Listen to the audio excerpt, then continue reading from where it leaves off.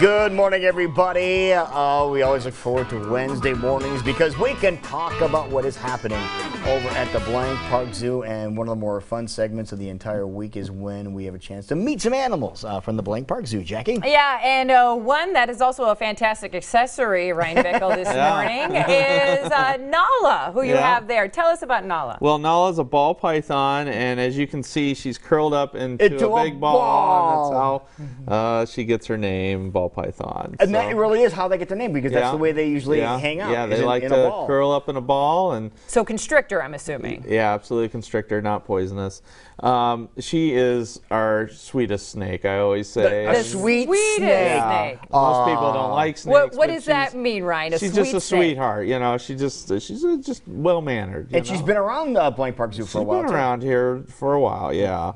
And one of the great things about ball pythons, and I'm not sure I'm going to be able to show you because of the way she's curled up, is they have counter shading. So if the snake was, you know, a lot of times pythons aren't up in trees, but if she was, if a bird was looking down, she'd blend in with the ground. And then as far as her underbelly, trying to flip her there a little bit. It's nice, nice and bright. light. Well, hold it first, just a second, if you can, and we'll get a better shot. You can kind of see there the undershading. Yeah. So if you look up, it blends with the sky. With the sky. So, yeah. Perfect. So she's smart too. She's a sweetheart and she's smart. Yeah. All right, let's get some of the particulars that people are wondering about. What do you feed a ball python over at the Blank Park Zoo? Mice. Mice. Okay. Yep.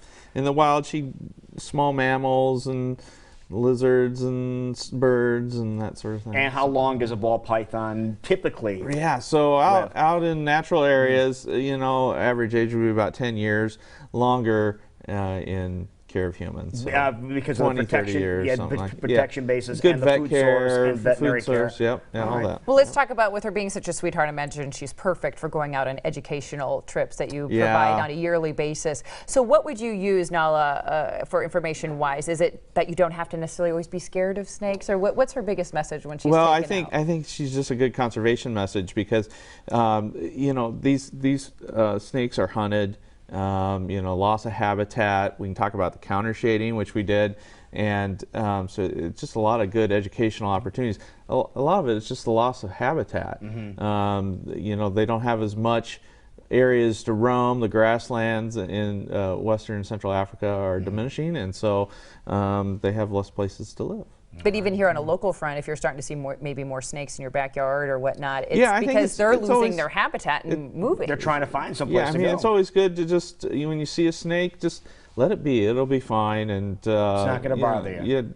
Yeah, just, you know, give it a wide berth if you don't like snakes. And the old adage that they're probably more afraid of you than you are of them. Probably applies. Likely, you know. I mean, you know, there are some reasons to be afraid of snakes, but you know, a lot of times that's a situation where surprises. That's the biggest thing people are afraid of. Right. Most of the varieties we have around here, you don't have to worry about too much. But as you said, a lot of times people are spooked by a snake other than realizing what they're I'm saying a sweetheart. is don't go out and hurt a snake just because you see one in the backyard or something like that. But I'm saying you're saying spooked because there's some spooky things that are happening over at the Blank Park Zoo coming up. Yeah, well, October's coming up. And yes. You know what that means? Yeah, it's time for Halloween fun. And so the first thing is October 11th, and that's our Halloween Zubru. Yes! So that's awesome. That's going to be a lot of fun. It always is.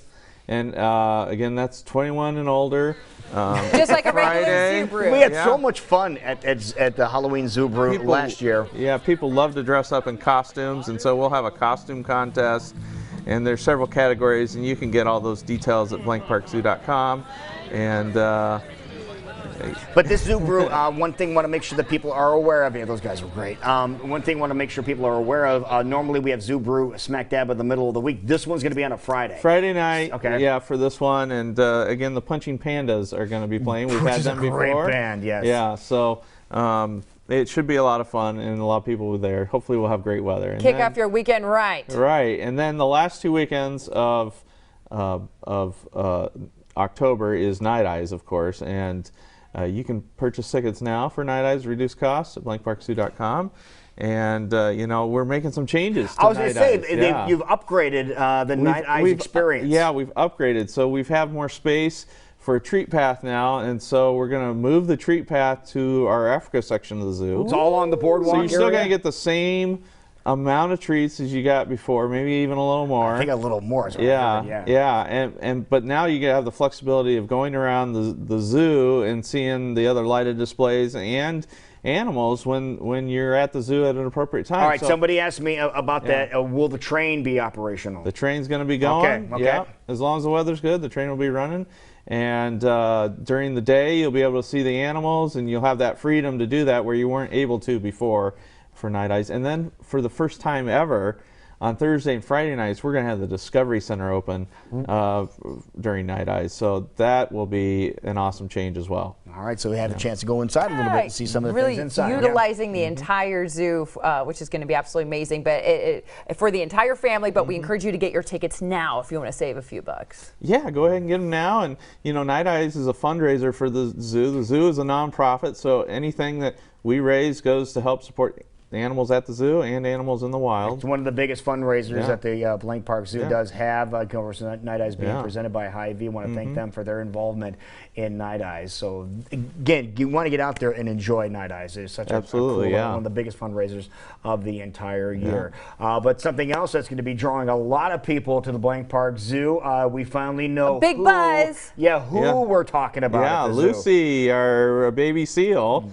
And thanks to you guys for helping us get the word out yesterday. As you saw, announced live on this program yesterday, and had a chance to, tell you a little bit about the history of the baby seal at the Blank Park Zoo. What else can you tell us about the seal? Well, she's grown quite a bit. I mean, started out at about 32 pounds.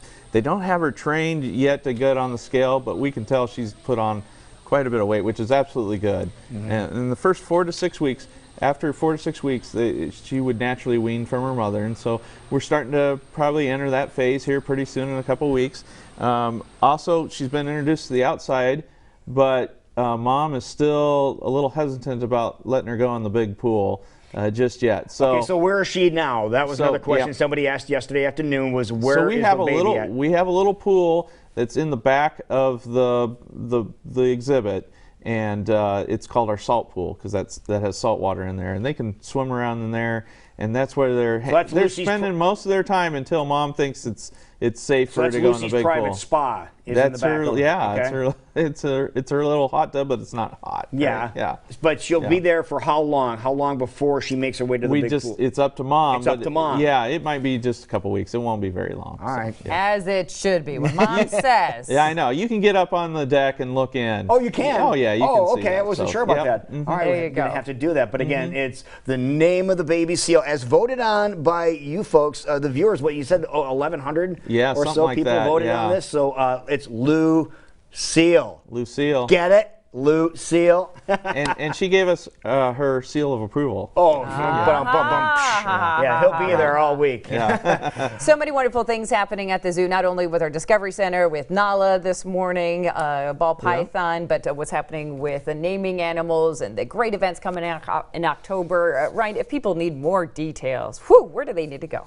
BlankParkZoo.com. Boom, just gets as easy as that. Get your tickets now for Night Eyes. Save yourself a few dollars. All right, thank you, Ryan. Thanks, Nala. We'll see you next time, buddy.